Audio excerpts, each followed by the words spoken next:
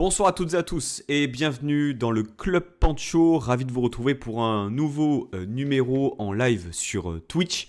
Ravi de vous retrouver, on va dire pour décompresser, pour en parler, puisque forcément l'OGC Nice a perdu le foot, hein. Un but à zéro cet après-midi contre le Paris Football Club, hein, sur un but de Mounetzi. 1 à 0, défaite donc de l'OGC Nice. On a eu quand même la petite lueur, on va pas dire d'espoir, mais de positivisme cet après-midi, puisque les jeunes en Gambardella se sont qualifiés pour le quart de finale. Ils ont gagné donc à Guingamp 4 à 0. Et il me semble que le quart de finale, c'est Pau, c'est ça Anto, j'ai vu que tu avais mis un message avec... Ah non, non, moi c'est le déplacement à Pau, c'est si on descend. Ah putain, Tout va d'accord. bien, t'inquiète. Non, D'accord. j'ai pas fait le Je me tirage suis dit, au le sort de la prochain tour, Gambardella. c'était contre Pau. Non, non, ok, donc il m'a raté, j'ai raté une info. C'est pas grave. Je salue les personnes qui sont sur le chat également, Nissar d'État, monsieur Nours. Et j'accueille mes deux invités, mes compagnons du soir, que sont déjà Baron, qui est de retour dans le Club Pancho. Salut Baron, comment vas-tu? Salut, bah écoute, comme un dimanche de défaite. Voilà, Voilà, un de plus. on va pas dire bien. Voilà, exactement. Comment... c'est une mauvaise habitude qu'on commence à prendre et j'avoue que c'est un peu ennuyeux. Un peu ennuyeux. Ouais, alors tu restes très poli parce que moi je vais le dire, hein, clairement, ça me pète les rouleaux de, de voir mon équipe qui perd, forcément notre équipe qui perd naturellement, mais surtout proposer une prestation aussi cataclysmique qu'on a vu cet après-midi. Il sera là également pour l'analyser. C'est Anto. Salut Anto, comment tu vas? Bah écoute, moi je vais le dire franchement, ça me casse les couilles. Voilà, personne n'a osé le dire, moi je le dis. Moi, y a pas de souci. Mais non, je suis un peu saoulé là. Je t'avoue que le foot, j'ai pas envie je voulais regarder la Gambardella en replay et au final je me suis dit non, en fait on va annuler le foot là. Je regarde pas de foot aujourd'hui, on verra plus tard. Donc voilà, les New York Knicks sont en train de gagner, ça c'est le plus important, on va dire. Donc, messieurs, on va revenir sur le match, forcément. Euh, cette défaite, hein, du gym, qui sortait d'un match nul 3 buts partout contre Lorient, où forcément il y avait d'énormes regrets au regard du scénario. Je me rappelle que Flo avait, dans le dernier numéro, parlé du contenu du match, en disant que on n'avait pas été très bon et qu'on n'avait pas été dans la lignée des dernières prestations. Il se trouve que cet après-midi, Baron, on n'a pas eu le résultat, c'est-à-dire qu'on a eu 0 puntos, mais qu'en plus dans le contenu, malgré une première mi-temps où tu manques cruellement de réalisme, disons-le comme ça, tu ne réalises encore une fois pas une bonne prestation et surtout, t'es en danger finalement. Alors on le savait, hein, ça nous avait été annoncé, mais là pour le coup, on stagne depuis plusieurs semaines. Avant d'analyser le match en lui-même, je voudrais quand même saluer au passage la vista, l'intelligence, le flair de notre directeur sportif, le grand, l'immense, le fantastique Florian Maurice. La décence m'empêchera de dire tout le bien que je peux penser de lui, mais je pense qu'on a tous en mémoire sa superbe sortie sur Ligue 1 Plus en début de saison, où il a osé dire que l'effectif était bien construit. C'est un effectif qui pouvait jouer sur plusieurs tableaux. Effectivement, on le voit aujourd'hui. Euh, c'est, il y a déjà des responsabilités qu'on devra tirer en fin de saison, et j'espère que certains au club auront la décence de se regarder dans un miroir et de se dire que finalement, ils ne sont pas à la hauteur de la position dans laquelle ils sont. Ça, c'est déjà pour poser un petit préambule. Quand on regarde le match d'aujourd'hui, déjà contre Lorient, voilà, il y avait un peu plus d'envie, il y avait un peu plus de dynamisme. Les entrants n'ont pas aidé forcément, on le voit sur l'égalisation lorientaise où bah, tout le monde se regarde en défense, hein. J'ai vu mon regard, il est roux, il perd ses cheveux, il s'appelle Barre. C'est un peu compliqué. Euh, Quand je vois la partie du jour, quand je vois le niveau technique qui a été proposé, si on a des enfants à côté de nous, c'est compliqué déjà de leur faire aimer l'OGC Nice parce que on n'arrive pas à avoir on n'arrive pas à avoir d'attache, on n'arrive pas à trouver quelque chose sur lequel se raccrocher. C'est très compliqué. Mais le niveau technique, c'était la pression sur les joueurs adverses, les sorties de balles, les transitions, les passes.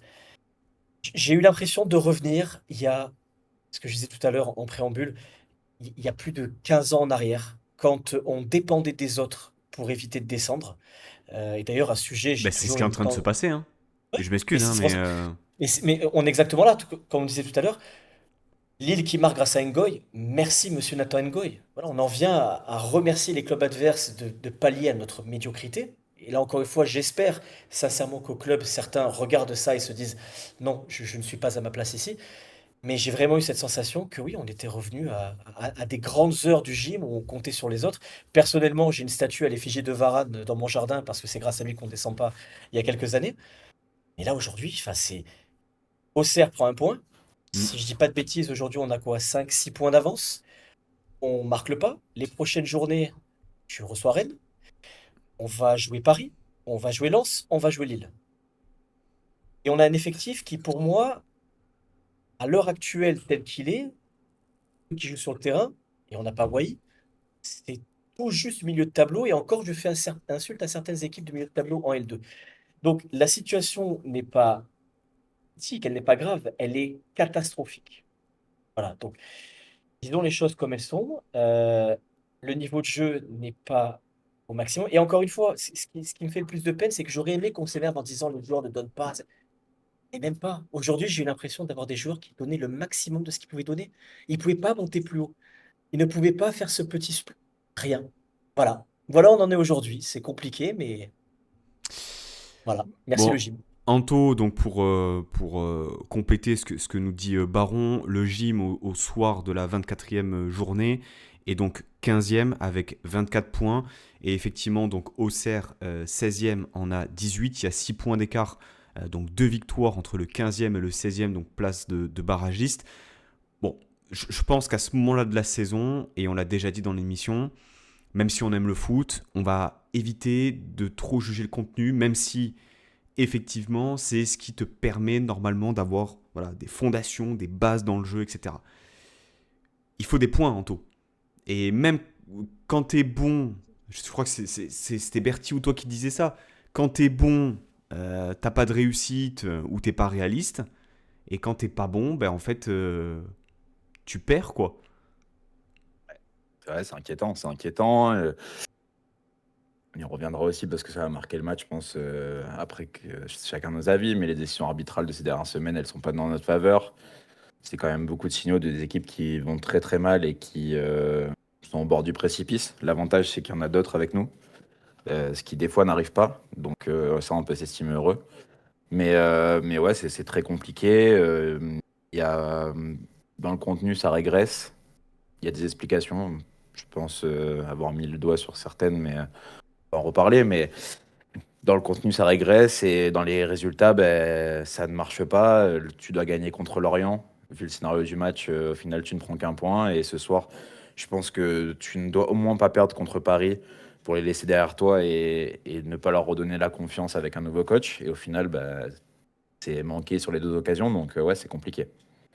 Parce que en fait, bon, il y a aussi quelque chose. Bon, en face, on avait une équipe aussi de Paris qui était dans une forme compliquée avec un changement d'entraîneur et on sait que voilà l'impact aussi nouvel entraîneur est quelque chose voilà, j'ai souvenir de Nantes qui avait changé d'entraîneur juste avant un match contre nous. Je crois que c'était l'année peut-être Farioli, ça perd aussi. Bon, Comboiré, il y a une forme de traumatisme aussi hein, par rapport à son passage à Nantes. Mais en fait, ce qui est inquiétant au-delà de la défaite et du contenu, c'est qu'en face, il n'y avait pas grand-chose. Enfin, honnêtement, je ne sais pas ce que vous en avez pensé, messieurs, du match du PFC. Alors, du mieux en seconde mi-temps, et c'était lié aussi, on va dire, à nous, notre baisse de maîtrise, entre guillemets, sur le match. On sait qu'il y a des bonnes individualités, hein, les Smelou, Ikoné, Moses Simon. Voilà, il y a quand même des bons joueurs de Ligue 1 sur le papier. Mais bon, j'ai pas non plus trouvé une équipe euh, alors, qui a mérité sa victoire parce qu'il y a eu quand même pas mal de situations en deuxième mi-temps et Dupé a fait quand même pas mal d'arrêts. Mais pour moi, je vais vous poser une question, j'y réfléchissais là. Vous la placez où cette performance parmi toutes les performances depuis le début de saison? Parce que pour moi, honnêtement, cette performance, en termes de niveau global individuel, et individuelle, pour moi, les top 3 des pires. Honnêtement. Voilà. Donc, si, les personnes dans le chat peuvent également voilà, nous dire ce que vous avez pensé de ce match-là. Alors là, j'englobe pas uniquement Puel, hein. J'englobe la saison. Parce que très franchement, on a des situations. Il y a cette première situation de Loucher qui met juste à côté. Il y a Opong, contrôle poitrine, etc. C'est arrêté par Kevin Trapp. Bon, mais j'en mets pas beaucoup en pire au-dessus. Je sais pas si, messieurs, vous en avez en tête ou pas. Marseille. Marseille à la maison. Oui, mais alors Marseille à la maison, on prend fessé, mais Marseille était au-dessus de nous. Tu vois ce que je veux dire? Oui. Oui, oui, oui, oui. C'est-à-dire qu'en fait, on était tellement Totalement. à des années-lumière de leur niveau que quelque part, euh, Oui, alors, je suis d'accord avec toi sur la question du niveau. Pour moi, aujourd'hui, c'est une défaite qui, c'est une défaite qui fait mal parce qu'au final, quand on fait le parallèle entre le PFC et Nice, on a beaucoup de similitudes. eh oui. On a un actionnaire qui est extrêmement riche des deux côtés. Mais ce sont des clubs qui finalement ont, soit comme nous, des moyens qui sont désormais très limités, alors qu'auparavant, ils avaient mis la main à la poche. Balotelli, Dante, Belanda, etc. Pardon, je dis n'importe quoi, c'est avec les Chinois, pardon. Mais après les Chinois, on a quand même eu des moyens qui étaient intéressants au début, puis ensuite tout s'est arrêté. Aujourd'hui, les Pinots mettent les moyens et on a l'impression que sur certains transferts, ils ont pu se faire pigeonner, notamment au niveau des montants. Arnaud, Sur le papier, je dis qui Pinot. les Pinots? Pardon. Les Arnaud. Sur le papier, les joueurs que tu citais, c'est des joueurs qui, pour moi, mettent une équipe qui n'est pas à sa place là où elle est aujourd'hui, très clairement. Et quand on regarde le niveau de jeu, finalement, ils ont joué comme un promu toute la saison, c'est-à-dire un très gros démarrage, où bien évidemment, personne ne veut jouer un promu en début de saison parce que tu sais que le promu qui arrive est en pleine euphorie, il y a les nouveaux joueurs qui sont arrivés et c'est toujours très compliqué de négocier ces matchs. Effectivement, comme tu disais, le match aller que l'on joue à la maison, on se fait égaliser dans les dernières secondes. Là, aujourd'hui, on perd, mais le niveau global des deux équipes était vraiment très très moyen. On a beaucoup de similitudes finalement entre nos deux clubs. Il y a beaucoup de similitudes à l'heure actuelle.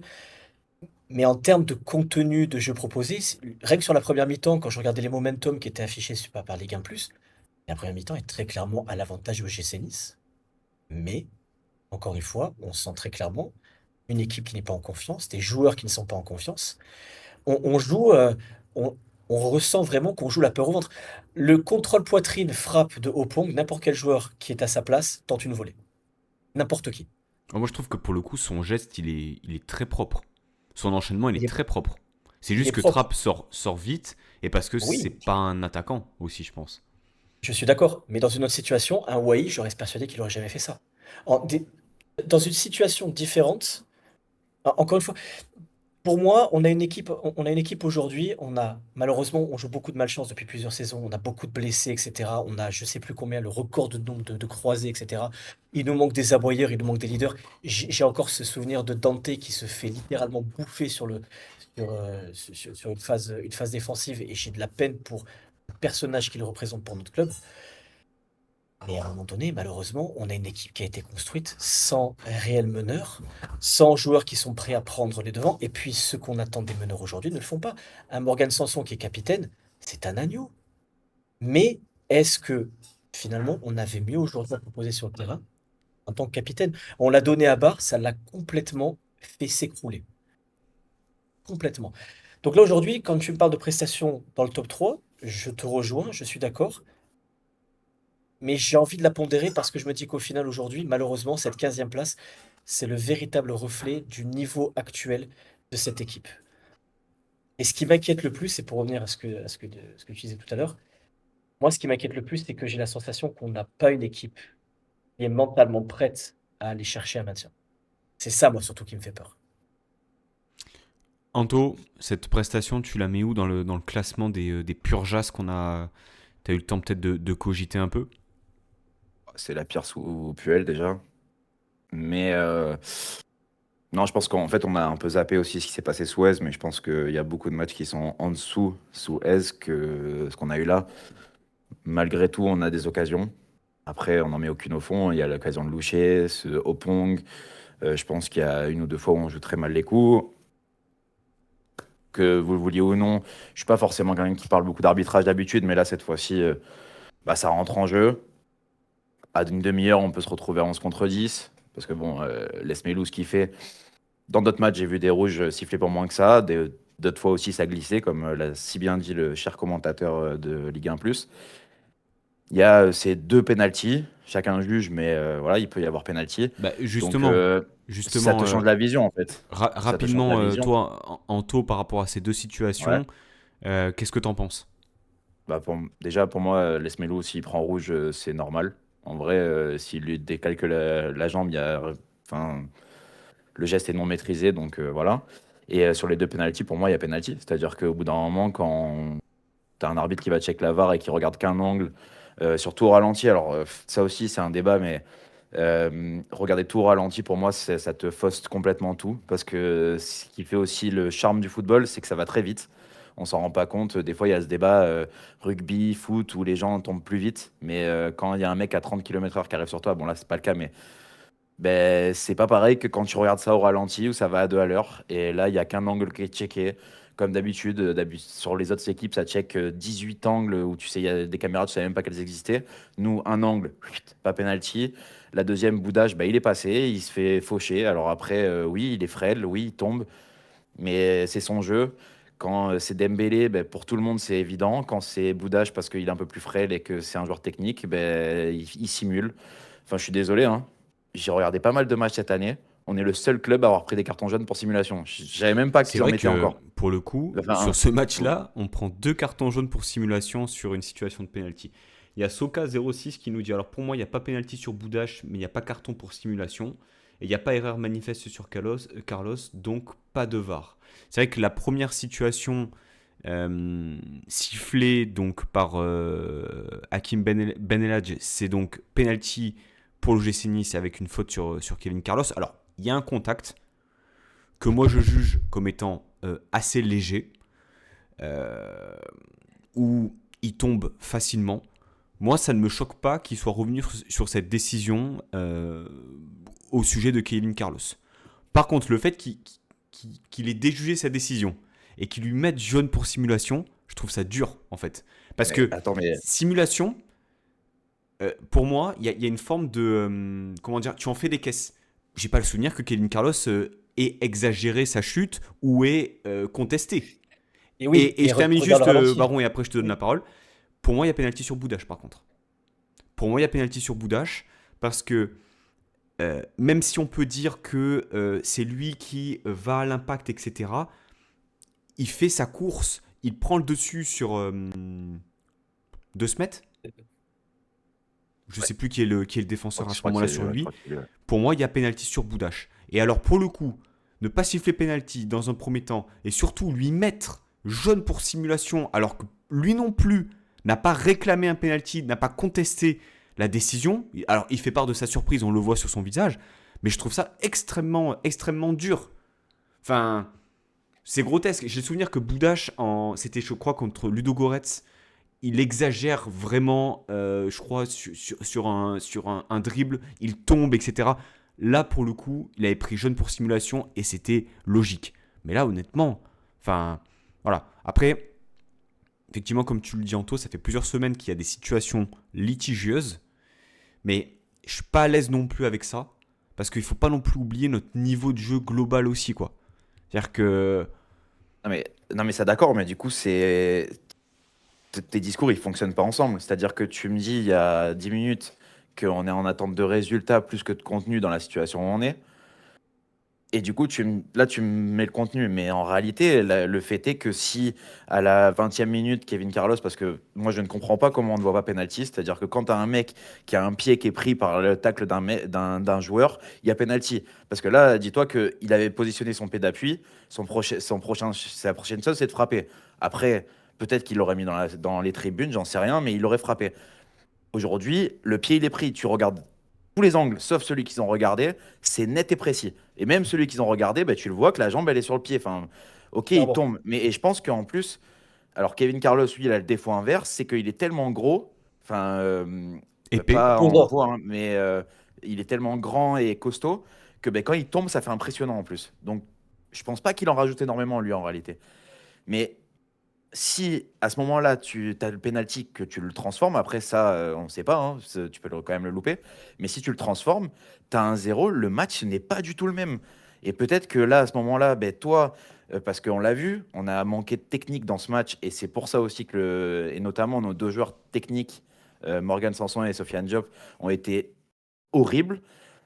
Mais peut-être que dans ce match-là, si tu mènes un 0, que tu reviens un peu plus bas, que tu consolides parce que tu es dans une situation où tu es obligé de le faire, ben là, tu as des Mohamed Ali Chaud, un Khalil Boudache quand il rentre, qui peut prendre la profondeur, il y aurait eu plus d'espace.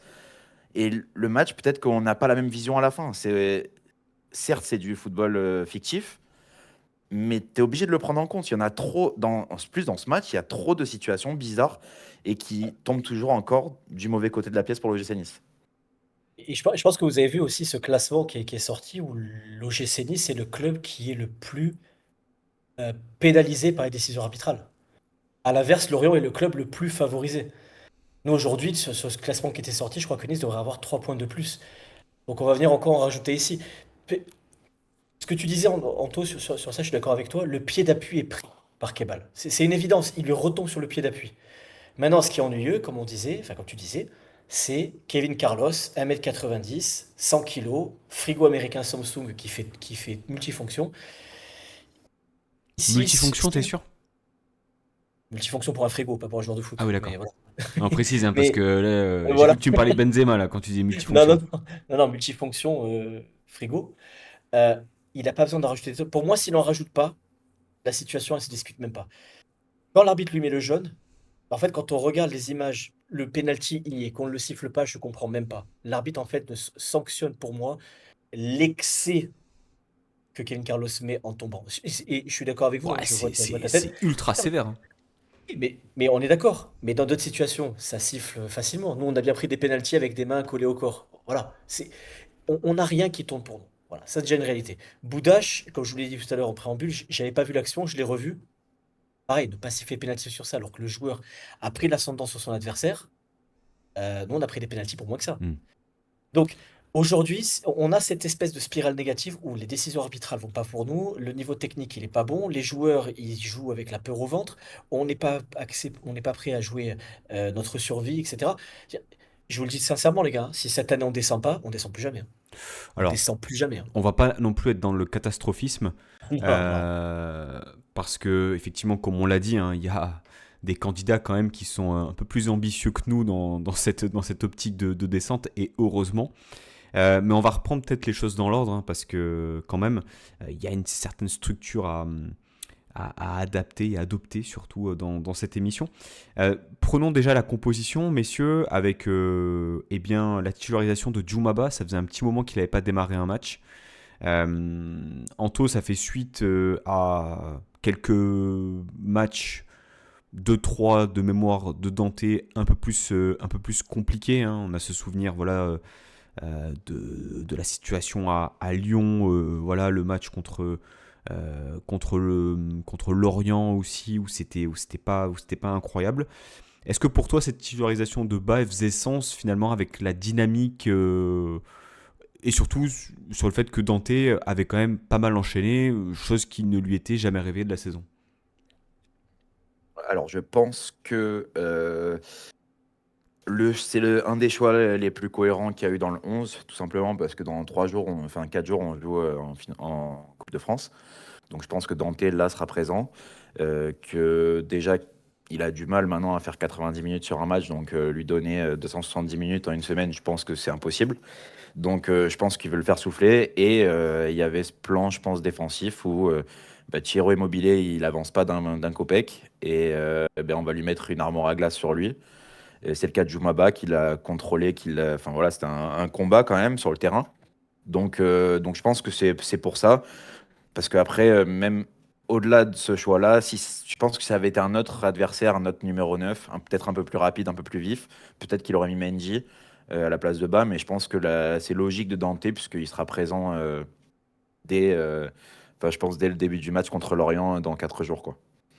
Tu as parlé de Mendy, la gestion quand même, elle est particulière et c'est un peu la victime du changement de système, parce que c'était un joueur quand même qui jouait pas mal sous Francaise et qui avait bénéficié aussi des nombreuses blessures. C'est un joueur qu'on voit moins. Est-ce que finalement c'est pas une erreur que de donner du temps de jeu à Djoumaba qui est en prêt sans option d'achat à l'OGC Nice plutôt que de ne pas développer ce joueur qui, mine de rien, commence à avoir une certaine expérience depuis 2-3 saisons. Baron, si tu veux t'exprimer là-dessus. Moi, Antoine Mendy, quand je le vois jouer sur les derniers matchs, je suis pas rassuré. Voilà. Et on surfe sur l'idée qu'Antoine Mendy a joué une finale de Cannes, sachant qu'il n'avait pas joué une seule minute de la compétition, et qui rentre en finale par le biais d'une blessure du titulaire.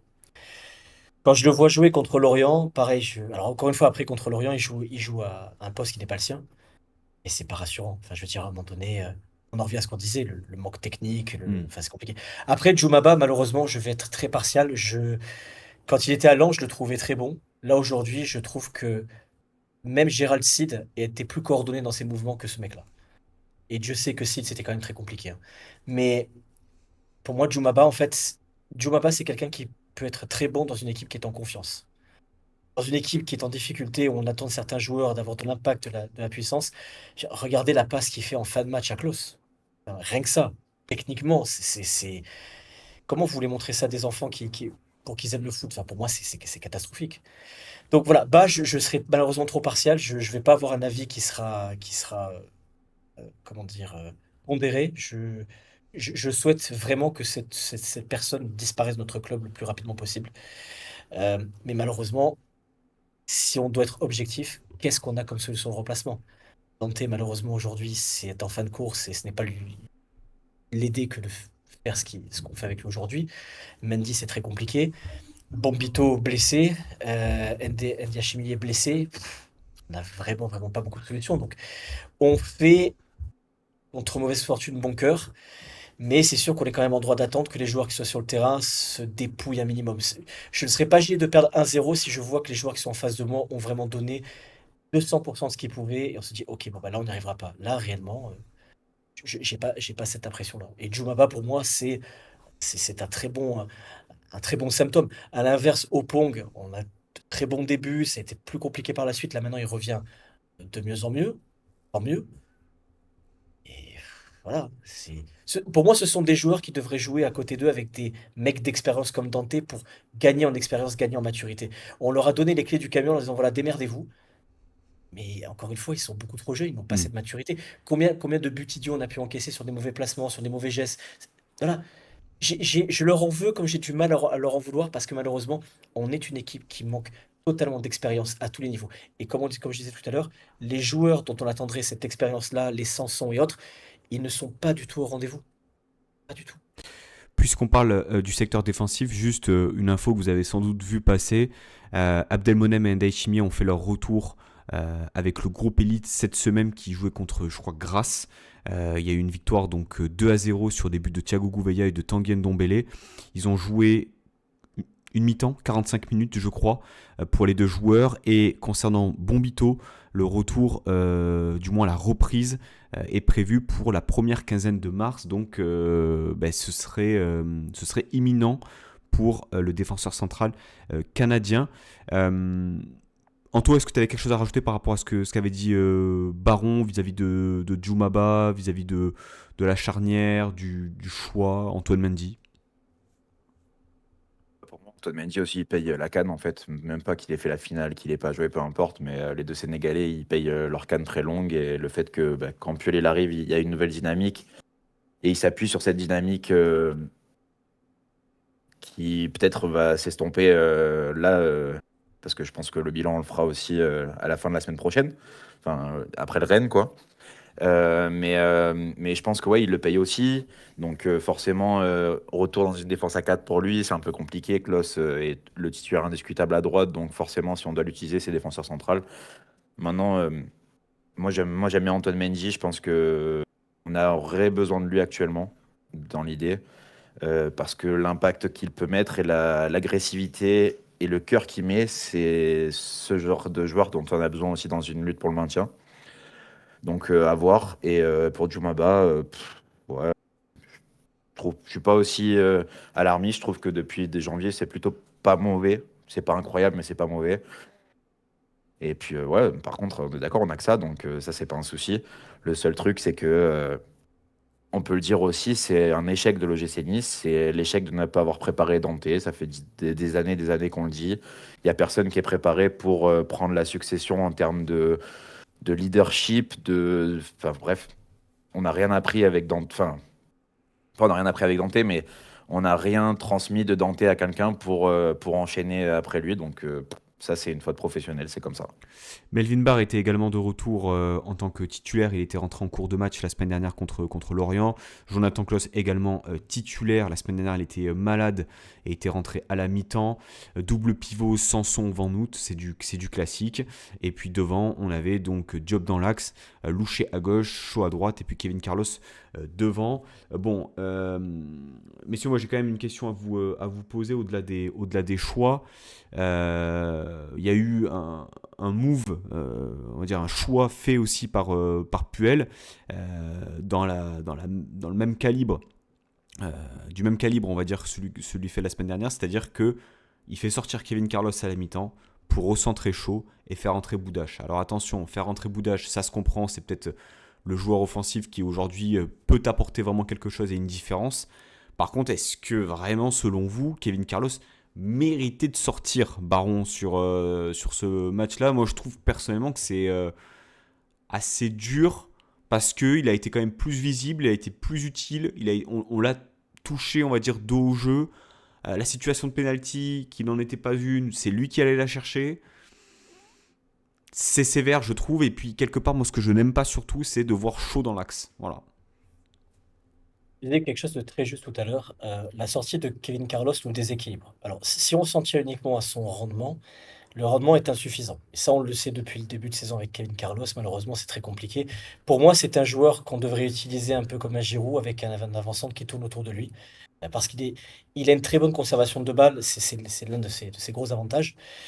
Mais le mettre seul en pointe et espérer qu'il fasse des miracles, ça me rappelle les époques avec Moulungi où c'était un peu le même esprit. Voilà. En revanche, sur la compréhension tactique du match, oui, enfin, je ne comprends pas de le faire sortir et de repositionner Shaw dans l'axe parce qu'on sait que Shaw dans l'axe, ça ne fonctionne pas, ça ne marche pas. Mais encore une fois, c'est ce qu'on disait tout à l'heure, c'est qu'est-ce qu'on a comme autre option sur le banc. Voilà. Je suis assez d'accord avec toi. Je n'aurais pas sorti Carlos. Tu gardes Boudache. Faut essayer de trouver un système où, je sais pas, Bah, si tu veux. pour moi, c'était clair. En fait, celui qui méritait de sortir à la mi-temps, s'il devait en sortir un, c'était Tom Louché. Tom Oui, Louché n'a pas été, Tom Louché n'a pas été bon. Alors attention, je parle sur ce match-là. Hein, honnêtement, il revient bien depuis janvier, mais sur ce match-là, le il n'a raté. rien, il n'a Ah oui. rien réussi. Il a été mou. C'était à contretemps. Il ratait des choses simples. Il n'était pas dans son assiette vraiment dans ce match-là. Moi, j'aurais mis Shaw à gauche, même si c'est pas naturel chez lui. J'aurais fait rentrer Boudache. J'aurais laissé Job dans l'axe. Et j'aurais laissé Kevin Carlos. Voilà. Alors, je suis pas entraîneur, donc, Non, mais donc assez, voilà, mais assez, assez d'accord avec toi. c'est Assez plus d'accord simple avec comme toi. ça. Mais honnêtement, le faire sortir contre Lorient à la mi-temps, c'est dur de faire sortir des joueurs à la mi-temps. Quoique, il y en a eu quelques-uns quand même. Hein. Il y a eu également Antoine Mendy qui est sorti. Mais ça pouvait se comprendre. C'est-à-dire qu'on n'arrivait pas à le toucher, il était pas vraiment utile. Mais là, sur ce match-là, franchement, Anto, qu'est-ce que t'en as pensé, toi? Moi, j'aime bien Kevin Carlos. En fait, enfin, j'aime bien. Attention, toute proportion gardée, c'est un joueur qui est nul. Mais dans l'impact qu'il met et ce qu'il nous crée comme espace, en fait, il est très important. À défaut d'avoir mieux, hein, bien sûr. Euh, je pense que le fait de mettre chaud, c'est pareil, c'est une mauvaise lecture en neuf. Je pense que dans certains cas, c'est très bien, dans d'autres, ce ne l'est pas. Ce ne l'est pas quand tu es derrière au score, notamment. Mais ouais, Kevin Carlos, franchement, sa première mi-temps, c'est peut-être la meilleure mi-temps qu'il fait chez nous. Parce que bah, techniquement, c'est un peu mieux. Il remet les ballons, il les remet dans les pieds. Il fait des contrôles qui restent dans ses pieds à lui. Donc ça, on l'avait pas encore trop vu faire. Donc là, il l'a bien enchaîné. Euh, Malgré tout, sur l'action du penalty, non penalty, ça à chacun de voir. Mais il joue très bien le coup aussi. Donc c'est un petit peu dommage. Moi, si j'avais sorti deux personnes, parce que j'en aurais sorti deux, c'était Sofiane Diop et Tom Louché. Parce que pour moi, bah, les deux, je ne sais pas ce qu'ils font en fait. C'est-à-dire qu'on est complètement à travers pour les deux. Euh, voilà, c'est pas. En fait, j'ai l'impression que c'est quand même un good guy, Kevin Carlos, parce que mentalement, ça doit être dur à vivre. Le fait d'être relégué 18e après Zoumana Diallo, que personne ne sait qui c'est. Et après, ensuite, jouer une mi-temps et à chaque fois sortir, ça doit être difficile. Donc, je pense que c'est un bon mec qui continue à bosser. Et je trouve ça un petit peu dommage. Moi, je suis d'accord. J'aurais continué avec Shaw parce que Shaw, bah, il n'y a que lui en ce moment en attaque, de toute façon. Il n'y a que lui qui crée, il n'y a que lui qui arrive à trouver des centres qui Et, sont dangereux. et son secteur préférentiel, c'est quand même partir de la droite. Et moi, je ne comprends pas quand tu as un Thibaut de Smet face à lui, à qui sur la première situation, il lui met un bouillon monstrueux et termine sur les fesses. Pourquoi est-ce qu'il va pas plus le percuter, plus chercher le en contre un?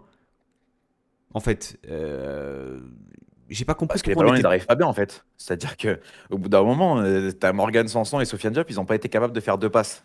Et Klose, la première mi-temps est horrible aussi. Voilà, faut le dire aussi. Hein, Klose, il y a du très bon en ce moment. Mais la première mi-temps, c'est cataclysmique. Il n'y a pas une passe qui arrive dans les pieds. Enfin, c'est très compliqué.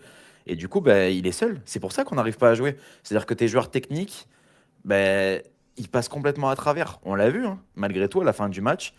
Bernardo, il est encore un peu frêle, peut-être un peu naïf, etc.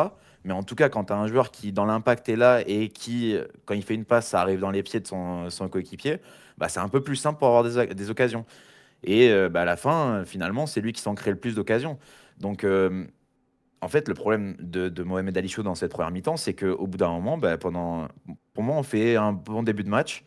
Et après, on s'écroule parce que bah, on n'arrive plus à produire de jeu. Et le seul jeu que tu arrives à produire quand il a eu des ballons, c'est parce que Kevin Carlos, on lui a envoyé un ballon dessus et qu'il s'est dépatouillé pour lui remettre. Alors, des fois, ça marchait, des fois, ça marchait pas. Mais c'est un souci. C'est-à-dire que aujourd'hui, si techniquement, t'es pas capable aussi de le mettre en valeur chaud, et c'est pareil, hein, la lecture de chaud neuf, vous regarderez si vous voulez la deuxième mi-temps. Mais Non. si dans la profondeur, bah ouais, mais franchement, Non, non, tu vois, j'aimerais enfin, bien un quand même que. visionnage, personnellement, ça m'a suffi. Après, si vous Bah, voulez. j'espère que tu t'en rappelles alors, mais Oui. les trois ballons qu'il y a en profondeur pour Mohamed Ali Chaud, si on les envoie pas 40 mètres plus loin que ce qui devrait, bah, peut-être qu'on a une autre vision à la fin du match. Tu vois, c'est ça le problème. C'est-à-dire que quand tu as Sofiane Diop qui fait trois passes en profondeur, qui fait trois passes en profondeur à Kevin Trapp, Morgan Sanson pareil, Melvin Barr pareil, bah, c'est trop dur en fait. C'est-à-dire que bah, là, son jeu, c'était de prendre la profondeur, d'aller dans le dos des défenseurs, notamment de Coppola, qui est pas très très rapide. Il essaye de le faire, il n'y a pas un bon ballon qui arrive. Comment tu veux briller? C'est impossible, c'est trop dur. Je suis d'accord après par rapport à ça, hein, Anto, mais je pense aussi, j'ai pas l'impression que le joueur apprécie jouer ce poste-là. C'est-à-dire qu'il y a aussi quelque chose qui a plutôt bien fonctionné. C'est à la rentrée de Bernardo, tu vois, ça bougeait beaucoup. Boudache prenait l'axe, Bernardo allait à droite, Shaw allait à gauche. Et je sais que c'est quelque chose qui déstabilise aussi, hein, quelque part. Même si, voilà, c'est notamment l'occasion de Klose quand il tire du pied gauche et qu'ensuite Bernardo est hors jeu. Il y a Najla Famille qui nous dit peut-être changer de système et de jouer à deux attaquants qui peut être complémentaires à Carlos. Est-ce qu'on irait jusqu'à changer de système pour mettre en avant un joueur comme Kevin Carlos, Baron? Oui, mais avec quel joueur? Encore une fois, on en vient toujours à la même chose. Regardez la qualité de l'effectif qu'on a aujourd'hui, on- les joueurs disponibles. Pour moi, comme je disais, avec Kevin Carlos, je rejoins ce que disait Anto, oui, les contrôles de balles, machin, etc. Pour moi, c'est un mec qui attire des défenseurs, qui est capable de conserver le ballon, qui peut remiser. Et si on veut absolument faire jouer Shaw en pointe, pourquoi ne pas essayer cette espèce de duo, Kevin Carlos avec Shaw qui tourne autour, si vraiment on n'a pas d'autres opportunités, d'autres possibilités. Aujourd'hui, c'est dur, hein, parce que savoir que le choix principal avant Kevin Carlos, c'était quand même Hudson-Edouard. Je vois Hudson-Edouard allant, je me dis, oui, mais pareil, c'est toujours une histoire de confiance. Est-ce qu'à Hudson-Edouard, il aurait bien fonctionné avec le Nice qu'on a aujourd'hui? Honnêtement, j'en doute. Tout est une histoire de confiance. Les seuls joueurs sur lesquels on peut un peu s'exciter aujourd'hui, c'est Boudache. Boudache, c'est le joueur frisson. Mais Boudache, aujourd'hui, est-ce qu'il a vraiment 90 minutes dans les jambes? Non. Est-ce qu'on va aller cramer Boudache? Je pense pas. Donc, on a malheureusement pas suffisamment de matériel à notre disposition, pas suffisamment de qualité technique à notre disposition. Il y a des qualités physiques, elles sont là, mais encore une fois, on a une équipe avec des joueurs qui jouent la peur au ventre, et ça reste très compliqué. Comme on n'a rien qui tourne pour nous, moi, Voyer qui se blesse, j'étais mortifié. Je me dis, voilà, là, très clairement, on va dépendre des autres. Très clairement. Donc, C'est vrai Voyer, que cette blessure de Eli Wahi, quand même, elle fait très mal, hein. Je regarde juste le groupe et les joueurs offensifs. En fait, Gouveia rentre, Ndombele rentre aussi, Boudache Bernardo rentre, mais sinon, il n'y a pas vraiment de numéro 9 hormis Kevin Carlos. Et Gouveia, il me fait pas oublier Ricardo Pereira, moi, je te le dis, hein. Qui a dit ça? Je sais pas qui a dit Qui ça, a je dit dis ça ça? comme ça. C'est juste une phrase que je dis comme ça, quoi. C'est pas le moment de parler de ça, Mais, Anto. C'est pas le moment de oui, parler de pardon, ça, pardon. vraiment. Non, mais, non, c'est vrai, t'as raison, t'as raison. et regardez, Ndombele. Ndombele. À un moment donné, est-ce qu'on va pas se dire, ok, donnons plutôt sa chance à un jeune du centre, des mecs qui ont envie de monter. Ouais, alors, Ndombele aujourd'hui, c'est dur, hein. Moi, quand je vois non, mais le Ndombele de Lyon, le Ndombele qui est à Tottenham et le fantôme qu'on a aujourd'hui, le mec il met plus un pied devant quand il rentre, il ne fait plus aucune différence, il apporte finalement plus grand chose sur le terrain. Ndombele aujourd'hui, pour moi, ça reste un nom. Voilà, c'est un nom ronflant. Il n'y a plus rien derrière. C'est dur. Enfin, pour moi, c'est dur parce que, putain, quand on connaît la qualité technique du bonhomme, voir le niveau où il est aujourd'hui, Ouais. ouah. Bon, moi, personnellement, j'ai fait mon deuil, hein. J'ai fait mon deuil. Enfin, non, mais là, après, 1er mars, je sais pas réellement ce qu'on peut en attendre, quoi. Enfin, je veux dire, oh, rien, rien. rien. Enfin, et moi, je te rejoins, hein, quelque part lorsque je vois la rentrée de Bernardo, un jeune qui en veut, et puis qui, à chaque fois qu'il a eu ses minutes, a été plutôt important. Bon. Mais si, on va non, mais quand en même fait, revenir sur. Ouais, Anto, vas-y. je pense que Claude Puel, Ndombele, il l'utilise à chaque fois comme ça, en 5 minutes, en mode, bah, si d'un coup le coup de génie, il part, bah, tant mieux. S'il part pas, tant pis. Bah, Et je pense aussi, on n'a et pas grand-chose d'autre, donc c'est tout à son honneur au coach Puel, même si dans sa lecture, etc., on l'égratigne un peu ce soir, mais parce que je pense que c'est un peu notre perception, hein, non, là-dessus. mais c'est mérité, hein. Mais quelque part, il veut remobiliser tout le monde. Lorsqu'il aligne Kevin Carlos titulaire, il sait pertinemment qu'il met pas un pied devant l'autre depuis le début de la saison. Lorsqu'il arrive, il met un Ndombele titulaire au milieu de terrain et qu'il est pas bon, enfin, je veux dire, il enchaîne. Tout le monde a eu la possibilité vraiment de. Il était titi, l'OM perd 1-0, le FC Procuration, les gars, ouais. Pardon, excuse-moi d'avoir C'est coupé. n'importe quoi. Messieurs, on va revenir quand même sur un autre fait de jeu. On a parlé arbitrage, on a parlé coaching, on a parlé composition, etc. Le but de Marshall Mounetsi. 26e minute de jeu, une mi-temps que Nice a plutôt dominé, hein, très clairement. Et puis sur, on va dire, la deuxième situation à traiter, je crois que il y avait la frappe de Tiro Immobilier arrêtée là. Et ensuite une frappe avec un rebond, Dupé qui relâche et Mounetsi qui suit. Bon, une lecture un peu particulière sur son match parce que il nous maintient à 1-0 avec quand même pas mal d'arrêts en deuxième mi-temps. Mais par contre, Baron, il te fait la boulette, quoi. Il te fait la boulette. Alors tu parlais un peu plus tôt, voilà, de la non-réactivité des défenseurs autour. Bon, il fait quand même cette faute de main qui te plante, quoi. Ouais, et c'est dur parce que pour moi, quand Diouf il arrive à Nice, je me dis, bon, ok, il sort d'un club relégable, etc. Mais Diouf, ça reste quand même un bon gardien. Maintenant, quand on fait une analyse de Diouf, c'était un bon gardien parce que il se faisait quand même pas mal mitrailler. Donc il y a aussi cet élément-là à prendre en considération. Arrivé à Nice, Diouf, c'est pas énormément de clean sheet, hein, en quelques temps. Et quand au bout de moins de 6 mois, tu te fais déjà dépasser par le numéro 2 qui était numéro 2 depuis un certain moment au club, je veux dire, ça veut tout dire de la confiance que le club va te donner. Pour moi, Dupé aujourd'hui, je trouve que beaucoup de gens sont durs avec lui. Il fait une erreur de main, ouais, certes. Maintenant, il en sort encore 3-4 dans le match qui nous permettent de rester en vie, parce que sa défense, bah, encore une fois, a du mal à tenir la route. Donc, voilà, je vais en revenir toujours à la même chose. On est un club qui manque totalement de confiance. Le but qu'on prend, on ne doit jamais le prendre si on a un défenseur qui va donner sa vie littéralement pour empêcher Mounetzi de marquer.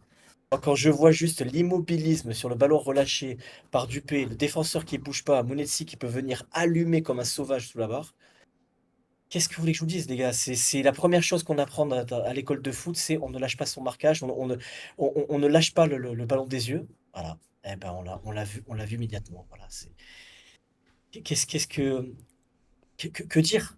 Que dire? Que dire? Voilà, moi, Dupé, je lui en veux absolument pas. Il nous sort ce qu'il peut dans le match, mais c'est toujours pareil. Si devant lui, il a une défense en confiance, Dupé, on va en parler comme un des tout meilleurs gardiens du championnat.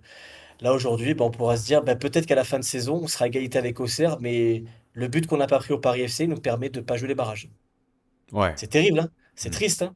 Et c'est la réalité. Ouais, c'est un peu un match particulier en tout pour Dupé parce que il commence par cette erreur de main et puis ensuite il fait quand même quelques arrêts importants. Mais enfin, pour moi, Mais après, comment faire c'est d'autre, aussi hein. la dureté de ce poste-là, quoi. Aïe, aïe, aïe. Voilà, je vais encore me faire allumer en commentaire. Dupé est une fraude. Je suis désolé, mais c'est impossible de faire ce qu'il a fait. En fait, le problème, c'est que j'ai vu des choses passer quand Diouf, il lui arrivait sensiblement la même chose en début de saison. Et encore, je trouvais que c'était moins pire.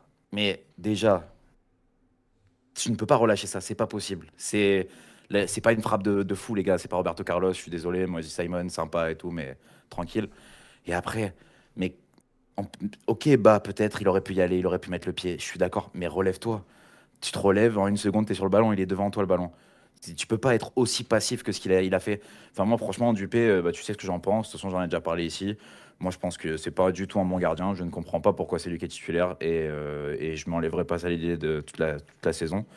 Donc voilà, après, oui, il fait des arrêts, c'est sûr, mais c'est pareil, c'est comme un défenseur qui fait un super match. Ben, le moment où il va faire la boulette, ben, on va retenir ça. Le meilleur exemple en championnat de France, c'est Balerdi. Balerdi, il y a des matchs où il était extraordinaire, mais une boulette par match, ben, au bout d'un moment, ben, tu peux pas. C'est-à-dire que ça te coûte trop cher. Et c'est ça qui est ingrat quand tu es défenseur. C'est comme de l'autre côté quand tu es attaquant et que tout le match, tu te défonces. Tu as une occasion, tu la mets pas, ben, on va dire que tu es nul. Mais c'est ingrat, c'est le football, c'est comme ça. Mais maintenant, bah, malgré tout, à la fin du match, ce but, cette faute de main, parce que même si à côté, peut-être ils peuvent l'aider et tout, je dis pas, mais c'est quand même une faute de main, bah, elle te coûte un point au minimum, quoi.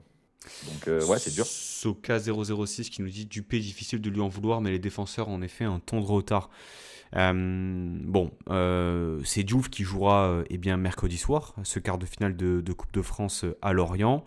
Est-ce que vous pensez que, bon, suivant le parcours, suivant l'épopée que vivra l'OGC Nice, est-ce que ça peut jouer aussi finalement dans cette concurrence entre les deux hommes? Moi, je vais même aller plus loin que ça.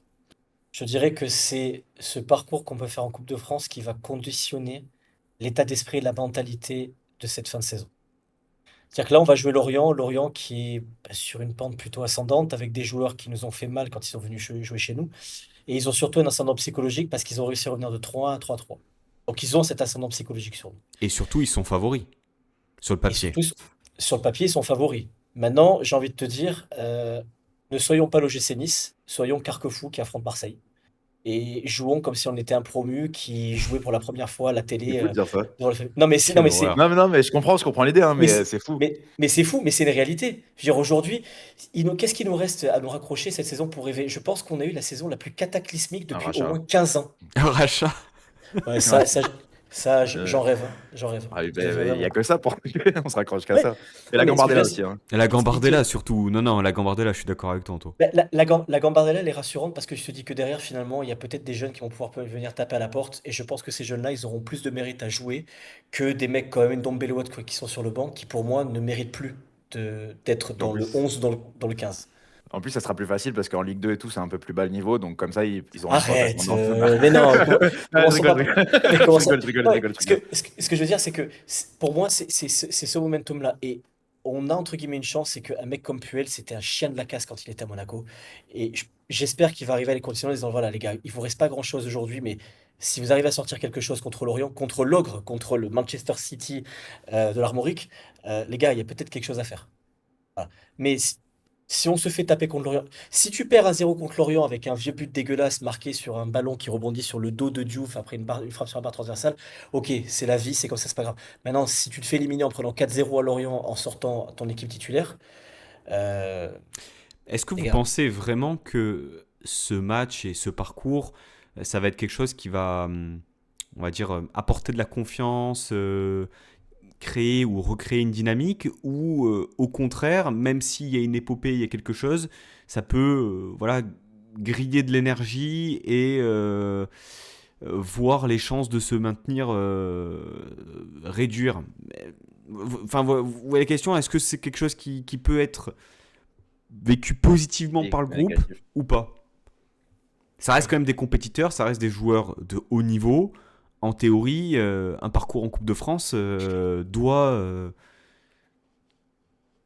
Bah, doit pouvoir voilà, créer quelque chose, historiquement, quoi. que ça soit des clubs de Ligue 1, Ligue 2, même national, on l'a vu, nous, c'était qui? C'était le Puy qui nous avait éliminé, c'est ça? Qui était allé assez loin après. Mais eux, ça allait très mal en Ligue 2. Bah, quand ils étaient en Coupe de France, ils commençaient à gagner même en Ligue 2, en National. National 2, pardon. Ou National 2, je sais plus, National ou National 2. Ça allait très mal. Leur parcours dans la Coupe de France, ça leur a fait gagner pas mal de matchs et tout ça. Ils reprenaient de la confiance. Et du moment où ils se sont fait éliminer, c'est retombé d'un coup et ils ont fini la saison très difficilement. Donc, et je pense que ça se vérifie à peu près toutes les saisons. Alors, il y a des clubs qui le vivent mieux que d'autres, hein, il y a des clubs aussi où c'est plus bénéfique que d'autres de continuer les tours. Donc, non, je pense que ça sera, quoi qu'il arrive, il est important ce match. Il est important pour aussi avoir une carotte, malgré tout, sur ta fin de saison.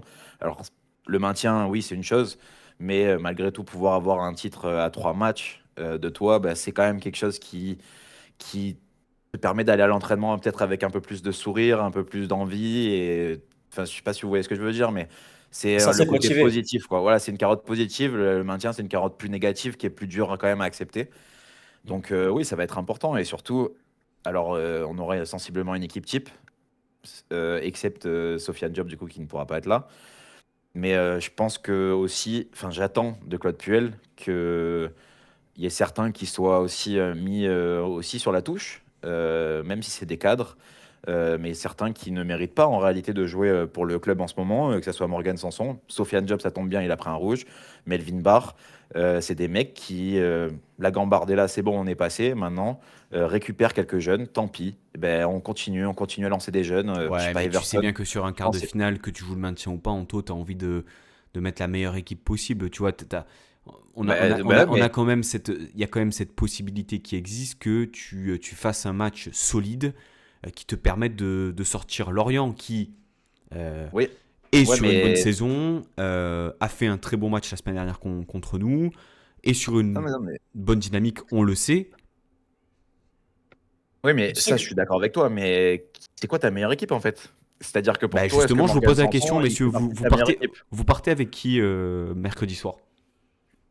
Bah, moi, personnellement, je te fais un petit 11, Kevin Carlos, Shaw, Bernardo, Boudache, Van Noot. Après, un jeune, peu importe, un jeune un peu qui a un peu ce profil créateur qui pourrait y avoir au milieu de terrain, un peu un box-to-box ou un truc comme ça. Donc après, à lui de trouver. Pas forcément Everton qui a plus un profil relanceur et récupérateur à la Van Noot, donc c'est pas utile. Je mets Ali Abdi à gauche. Dante parce qu'il y sera. C'est pas forcément mon choix, mais Dante, Opong, et Klos et Diouf. Donc du coup, moi, pour moi, ce serait mon 11 de départ. meilleur 11 que tu puisses faire, je pense.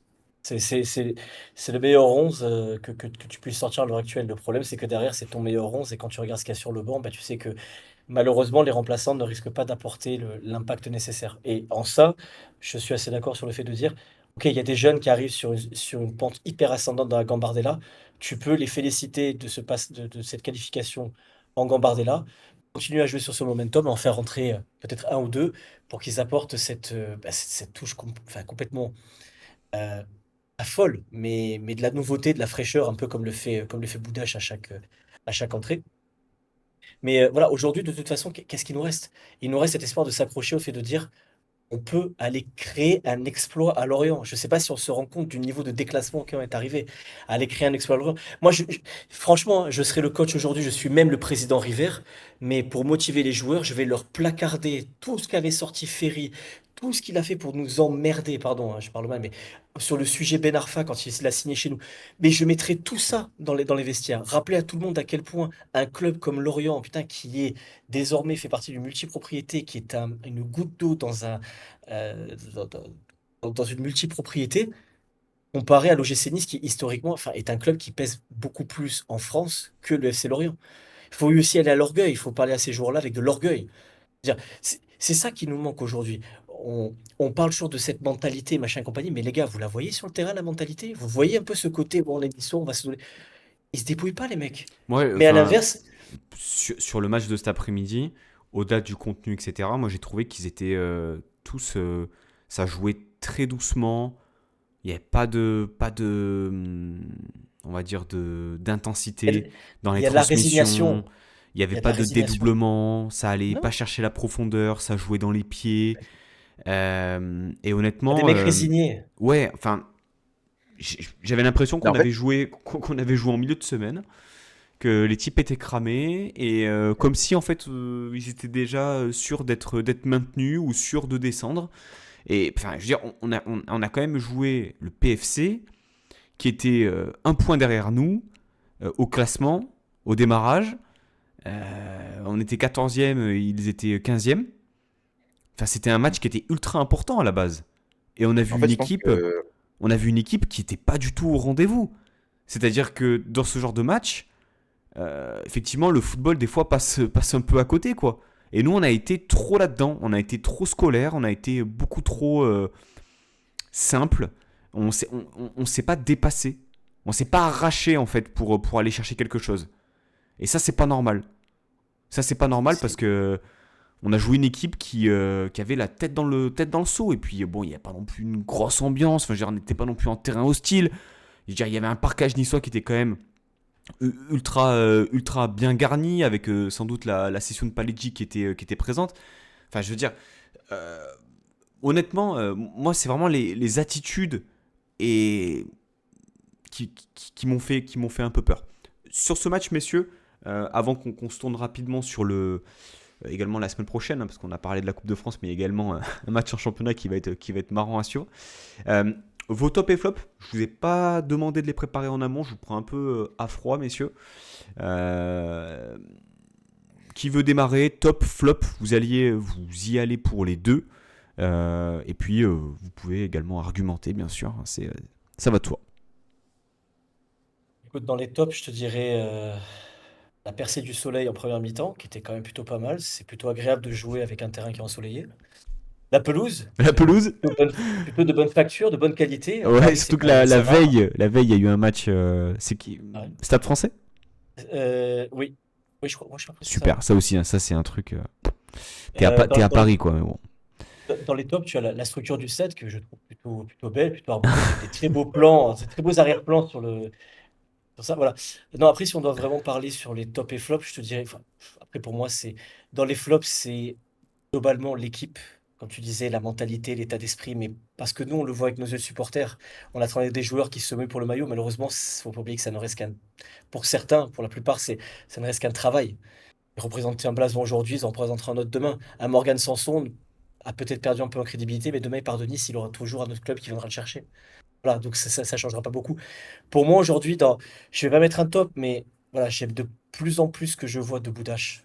C'est vraiment un joueur que c'est le petit frisson, on va dire que c'est le petit bonbon qui nous permet de rester, de prendre quand même un petit peu de plaisir cette fin de saison et j'espère vraiment qu'il va monter Est-ce en que Boudache, puissance. c'est genre quand t'as mangé un truc t'es un peu déçu du repas, Ouais. chose quand même assez fréquente à Nice, hein, lorsqu'on regarde les matchs, mais tu termines quand même avec une note un peu sucrée, un petit chocolat, tu vois, en fin de repas avec le café. non, non, non. C'est dur de dire ça. Non, Pourquoi? je pense qu'il est mieux que cette petite note, tu vois. Ah Ouais. ouais? Je pense que c'est un vrai bon, genre une petite Madeleine de Proust, tu vois. À ce point? Il a, la Bah oui, mentalité. Si tu le Oui, vois de toute d'accord. façon Bah alors dans ce cas, clairement. pourquoi il est pas titulaire? Ah bah il n'a ça, pas, faudra demander à Claudio, mais Moi, je suis il a pas d'accord, hein. 98 dans les jambes. C'est très clairement, tu as vu le profil comme il est non, mais Ouais, assez frais et mais tout. moi, je préfère qu'il démarre et ouais, qu'il peu fasse importe. 60-65 minutes Ouais, moi aussi. en bombe, quoi, Oui, plutôt que. mais on en revient toujours au même. Boudage sort. Ce qui rentre derrière, ce sera forcément moins bon. À l'inverse, ce qui est sur le terrain est moins bon. Par contre, quand Boudache y rentre, tu sais que tu vas avoir une étincelle, tu vas avoir quelque chose. Pour moi, c'est le seul top que j'arrive plus ou moins à sortir. Et respect aux supporters qui étaient présents encore une fois en parcage. Ouais. Voilà. Après, peut-être je suis dur, peut-être qu'il Non, y a non, un non, peu de mais résignation dans écoute, ce que je dis, mais il n'y a pas spécialement voilà. des fois besoin de s'étendre plus que ça. Anto? Voilà. Alors, en top. Ouais, c'est vrai, les supporters, quand même, bravo, franchement, bravo. Oui, il y avait Respect, à vue 350, de 40 ouais, à Guingamp. Enfin, non, bravo, non, franchement, ouais, c'est incroyable. 300 ouais. Euh, et moi, je vais avoir un top, et c'est Charles Van Hout. Ouais, je suis d'accord. Parce que pour le coup, en fait, c'est lui, c'est le guerrier. Il fait tout ce qu'il peut. Il est là en pompier de service pour tout le monde. Il essaye même d'aller créer, de porter le ballon alors que c'est pas du tout son registre. Mais il fait les efforts. Il va défendre au poteau de corner de l'autre côté. Puis après, tu le revois de l'action, enfin dans la même action, mais devant ton but à récupérer le ballon. Franchement, il est impeccable en ce moment. Il n'y a rien à dire. On parlait justement au début d'émission de qui devait être capitaine de cette équipe. Pour moi, il n'y a que lui. Euh, Effectif compris, hors absent, remplaçant, blessé et tout ce qu'il y a à côté. Donc voilà, pour moi, c'est ce joueur qui devrait être capitaine et ça lui ferait du bien aussi parce qu'il prend beaucoup de cartons et je pense qu'avec un brassard de capitaine où il peut discuter avec l'arbitre, ça sera un peu plus simple. Mais ça, c'est autre chose. Et ensuite, d'autres top. Ah non, il n'y en a pas. Flop. Alors, troisième flop, Sofiane Diop. Dégueulasse. Pas besoin d'en dire plus. Deuxième flop, Morgan Sanson, ultra dégueulasse, pas besoin d'en dire plus. Premier flop, Claude Puel. Ouais. OK. Voilà. Ouais, Je ouais, vais ouais, je vais ouais, ouais. commencer par les La flops, défaite, ça elle va est être pour plus lui, hein. simple. Je vais pas mettre Puel parce que voilà, on en a parlé et je pense qu'il a aussi une grande part de responsabilité sur ce match. Pour moi, mon flop numéro un, vraiment dans la performance, c'est Tom Louchet. Tom Louchet sur ce match-là, franchement horrible. Horrible. Deuxième flop, je vais mettre hmm, Melvin Barr. Même si il y a quand même eu un peu de mieux au fur et à mesure du match, mais je ne l'ai pas trouvé bon. Vraiment.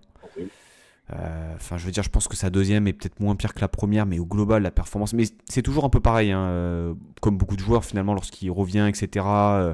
Il est peut-être pas encore totalement à 100%, mais la prestation n'est pas bonne du tout. Et puis, ouais, Sofiane Diop. Mais en même temps, je me dis que sortir ce genre de joueur, tu sais que bon, malgré tout, il peut te sortir quelque chose, quoi.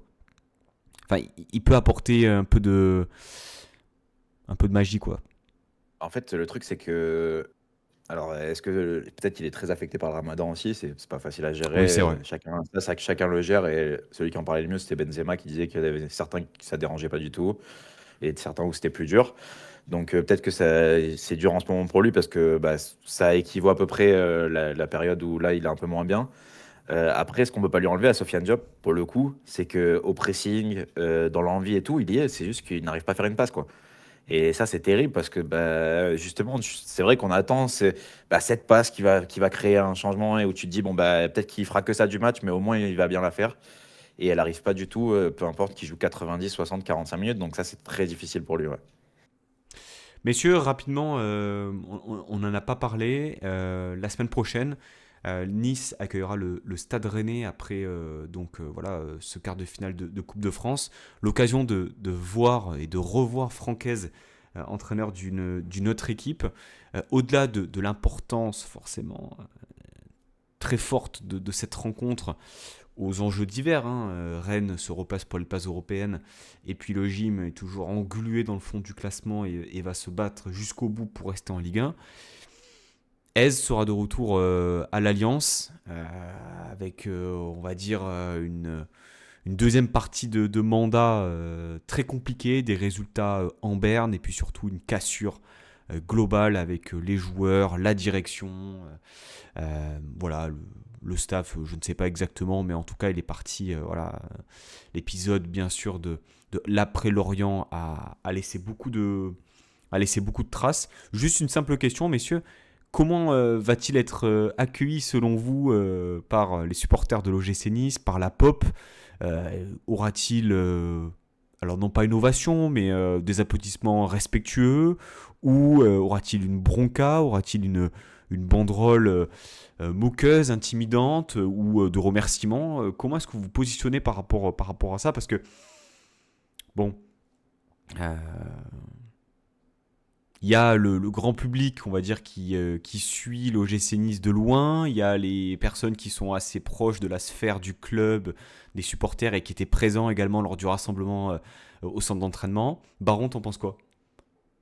Moi, j'espère qu'il aura le trophée de la pop. qui est remis cette année pour les 40 ans, en étant tout ce qu'il a fait pour le club.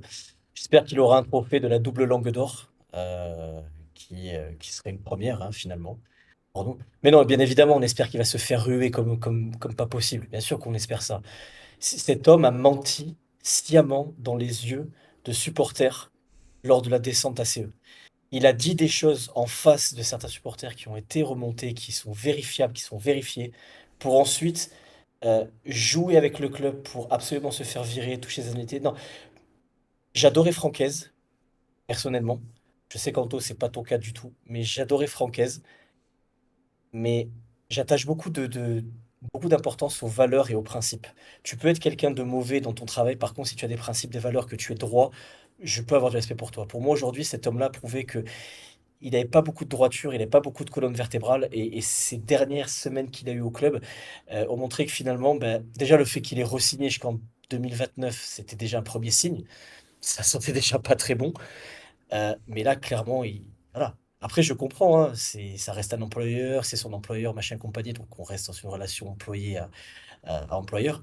Mais pour moi, il y a des valeurs. Pour moi, voilà, j'ai été le premier à tweeter à la guerre avec lui, hein, quand tout ça s'est passé, mais quand derrière tout ce qu'il a pu sortir, je me suis dit, non, c'est pas Et je possible. pense que t'as C'est pas été. possible de faire. Il y en a beaucoup qui ont été dans ce cas-là aussi, où justement, quelque part, le dernier lien qui unissait, on va dire, Franquet, c'était avec les supporters. Parce que les On le supporters soutenait, mais le on le soutenaient, soutenait. lui faisaient confiance et se disaient que. Moi, je me souviens que. Voilà, même je le remercie un peu de remuer un peu la fourmilière lorsque il tirait, on va dire, à balles réelles sur Ineos, sur Jean-Claude Blanc, en disant qu'il avait attendu mercredi pour avoir, je sais plus, le CEO de Ineos Sport, je sais plus exactement le poste de Jean-Claude Blanc. Mais c'est vrai que pour le coup, lorsque tu apprends que finalement, tout ce qu'il a pu dire, et puis voilà, ce volte-face finalement, euh, pour des raisons C'est bon, qui peuvent aussi s'expliquer, hein, financières, contractuelles, bon, quelque part, c'est le propre de ce milieu. Soyons très clairs, c'est le propre de ce milieu. En revanche, je suis désolé, mais quand on voit la comparaison avec un Pierre Sage, qui a été pas forcément bien traité après son départ de Lyon, etc., je vois aujourd'hui le discours que peut avoir cet homme et compagnie, on sent quelqu'un qui est quand même beaucoup plus droit. Ez, malheureusement, je pense qu'aujourd'hui, il vit pour l'image, il vit pour les caméras, il vit pour cette image qu'il a créée de entraîneur qui est parti de rien pour finalement. Je lui souhaite aucun mal, honnêtement, je lui souhaite aucun mal en tant que coach, etc. Mais j'aime pas les gens qui ont pas de colonne vertébrale, j'aime pas les gens qui ont pas de valeur. Voilà, c'est personnel, j'aime pas les gens qui ont pas qui te mentent dans les yeux. Enfin, moi, les retours qu'on m'a fait de personnes qui me sont proches, suite à ce qu'il leur a dit dans les yeux pour dire l'exact inverse dans les médias par la suite, en chargeant les supporters alors qu'il était le premier à défoncer Ineos, Blanc, Bocquet. Il y a les propos qu'il a tenus sur Bocquet qui m'ont été rapportés sont. Enfin, c'est quand même violent, hein. Sur Maurice, sur les joueurs, tu vois ce que tu disais tout à l'heure, c'est jamais sa faute. Les joueurs. Et tous les supporters le suivaient parce que, voilà, moi, je vous dis, je fais amende honorable aujourd'hui. Quand tout ça est sorti, je dis, bon, moi, je vais à la guerre avec lui. Mais quand j'ai vu ce qui est sorti, j'ai posé le pactage, je dis, non, mon gars, je suis désolé. Moi, je suis quelqu'un de valeur, je suis quelqu'un de principe. Et là, tout est bafoué. Prends, sois digne, pars. Voilà, le club souffre suffisamment. Il a sa grosse part de responsabilité dans ce qui nous arrive aujourd'hui avec El Magnifico, le, le grand, le, le grand Bocquet. Et voilà, j'espère que les Rennais savent à quoi s'en tenir aujourd'hui et que malheureusement, dès que ça tourne au vinaigre, Eze, c'est plutôt le genre de personne qui a tendance à fuir ses responsabilités. Il tient de très beaux discours devant tout le monde, un peu à la Camboiré, un peu à la guerrier, mais malheureusement, les valeurs, elles sont pas là. Anto, bronca pour Baron, deuxième bronca Moi, pour toi. j'espère même un petit chant ironique, tu vois, un truc Ouais, bien. tu vois bien une Bon, banderole, moi, ils font pas arrêter très, le très match. dérisoire, très humoristique de la pop, un peu dans Euh, leur style. C'est quoi que tu disais tout à l'heure? J'aimais bien la Ben, formule que tu avais trouvée. moi, je vois bien un truc du style S, deux points, les boules d'être parti, point d'interrogation, quoi. Tu Ah, vois, c'est vrai que genre ce un serait pas truc mal. vraiment provocateur. Tu vois. Ouais, c'est vrai que ce serait pas mal quand même. Non, mais tu vois, un truc comme ça, et je le vois gros comme une maison, et je pense que vraiment, je ne regarderai ce match que pour ça. Voilà. Il n'y Ouais, aura pas c'est vrai d'intérêt qu'il faudrait sportif. faire ça. Ou même tous les ans, t'as le concours de pétanque de la Sud aussi, non? Oui, bah oui, oui, C'est c'est une, ça, une c'est ça. invitation, genre un tifo invitation spéciale francaise pour le. Ça serait incroyable. Ah ouais, Ah ouais, franchement. non, non. Ah, il y a des trucs de génie à faire. Les Non, mais idées, les j'espère. idées pleuvent en tout cas, hein. Est-ce qu'il y en a de la pop là qui passe ici? N'hésitez pas. De ouf. On va égayer un peu cette fin de saison. Ouais, tant Messieurs, qu'à faire. messieurs, bah écoutez, je vous remercie en tout cas d'avoir été présents et de m'avoir accompagné pour ce nouveau numéro. Les semaines se suivent et se ressemblent, hein, pour l'OGC Nice, mais quand même, en milieu de semaine prochaine, il y aura quand même cette éclaircie peut-être en Coupe de France avec ce quart de finale quand même. Et là, j'ai envie de vous dire, peu importe ce qui s'est passé avant, peu importe ce qui va se passer après, ça reste quand même quelque chose d'important. Et on espère que le gym va la jouer à fond. Merci également aux personnes qui étaient présentes en direct sur Twitch. Et nous, on se retrouve rapidement, dès la semaine prochaine, pour reparler du gym en positif, on l'espère. Bonne soirée, bonne fin de semaine. Et puis à très vite. La Baeta et Nessa. Merci Ciao, beaucoup. ciao. Ciao, ciao.